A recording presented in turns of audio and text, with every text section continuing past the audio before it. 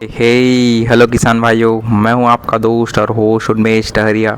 आप देख रहे हैं ऑस्कर फिशरीज। किसान भाइयों, आज का वीडियो हम लोग अपने मेडिसिन सीरीज़ का दूसरा एपिसोड बना रहे हैं और इस एपिसोड में हम लोग चर्चा करेंगे प्रोबायोटिक की। देखिए, प्रोबायोटिक दो प्रकार की होती है, सॉइल एंड वाटर प्रोबायोटिक और फीड प्रोबायोटिक। तो बहुत सारे किसान भाई प्रोबायोटिक में ये कंफ्यूज रहते हैं कि वो सॉइल एंड वाटर प्रोबायोटिक को मछली के खाने में मिला करके डालते हैं, लेकिन ये गलती आपको नहीं करना है। फीड प्रोबायोटिक होता है जिसको फीड में मिला करके डाला जाता है, उसी को आप अपने खाने में मिला करके मछलियों को खिलाइए।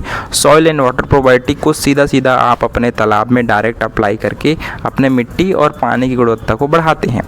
बात करें ये प्रोबायोटिक होता क्या है। देखिए, मान लीजिए आप सॉइल एंड वाटर प्रोबायोटिक के बारे में अगर बात करेंगे तो सॉइल मतलब मिट्टी होता है। तो ऐसे प्रोबायोटिक जो आपके तालाब में जो ऑब्नॉक्सियस गैसेस हैं, खतरनाक गैसेस हैं, और आपके जो स्लज है उसको कंट्रोल करने का और ऑर्गेनिक लोड को तोड़ने का जो काम करता है, वो आपका सॉइल प्रोबायोटिक हो गया। प्रोबायोटिक जो ऐसे बैक्टीरिया जो आपके तालाब में जो स्लज है या फिर आपका ऑर्गेनिक लोड है उसको तोड़ने का जो काम करता है, उसको वही आपका सॉइल बैक्टीरिया हो गया। ठीक है। और दूसरी बात, वाटर जो बैक्टीरिया होता है, वाटर प्रोबायोटिक होता है, वो आपके ऑब्नॉक्सियस गैसेस को बाहर करने का काम करता है। जैसे हम लोग अपने मछली पालन में देखेंगे तो बहुत ज़्यादा हम लोग फीडिंग कराते हैं मछलियों को, साथ ही साथ हम लोग कंटिन्यू अपने तालाब में मेडिसिन्स का भी उपयोग करते हैं। तो एक कल्चर पीरियड में कंटिन्यू फीडिंग और मछली के वेस्ट निकलने की वजह से तालाब के निचले बहुत ज़्यादा कीचड़ जमा हो जाता है, स्लज जमा हो जाता है। तो इन सभी को रिमूव करने के लिए आप कंटिन्यू तालाब को सुखा नहीं सकते, क्योंकि इन सभी चीज़ों को कंट्रोल करने के लिए तालाब को सुखाना पड़ता है जब तक वो नीचे पूरा उसमें क्रैक नहीं पड़ जाता। लेकिन मान लीजिए आपके पास सुखाने का समय नहीं है, तो चुपचाप आप कंटिन्यू मछली पालन के दौरान ही अपने तालाब में सॉइल एंड वाटर जो प्रोबायोटिक होता है उसको महीने में कम से कम एक बार ज़रूर आप अप्लाई करिए।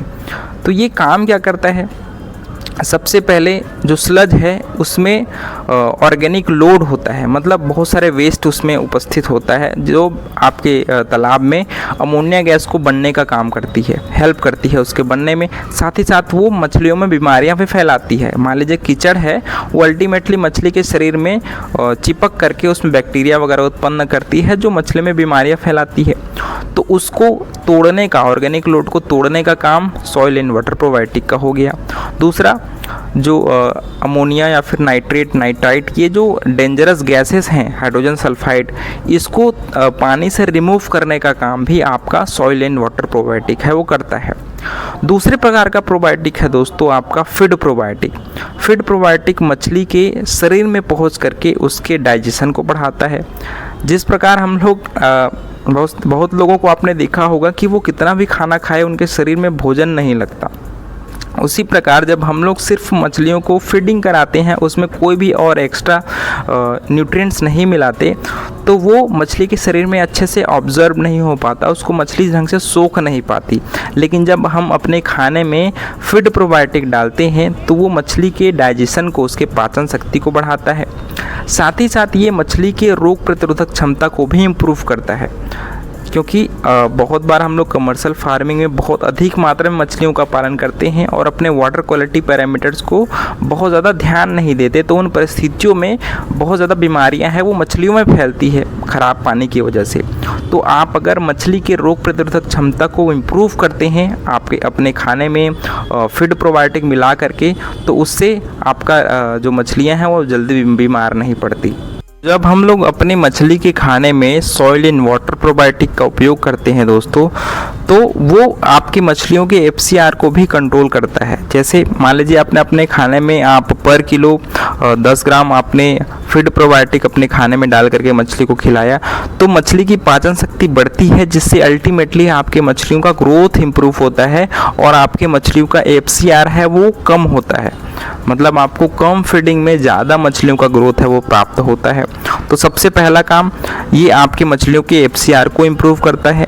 साथ ही साथ ये आपके तालाब में प्लैंकटन को बनाने में भी मदद करता है, क्योंकि प्लैंकटन के बनने में नाइट्रोजन, फास्फोरस, पोटेशियम, ये सारे जो माइक्रो न्यूट्रिएंट्स हैं वो आपके सॉइल एंड वाटर प्रोबायोटिक है उसमें उपस्थित होता है, जो अल्टीमेटली आपके तालाब में प्राकृतिक भोजन फाइटोप्लैंक्टन और जूप्लैंक्टन के ग्रोथ को प्रमोट करता है।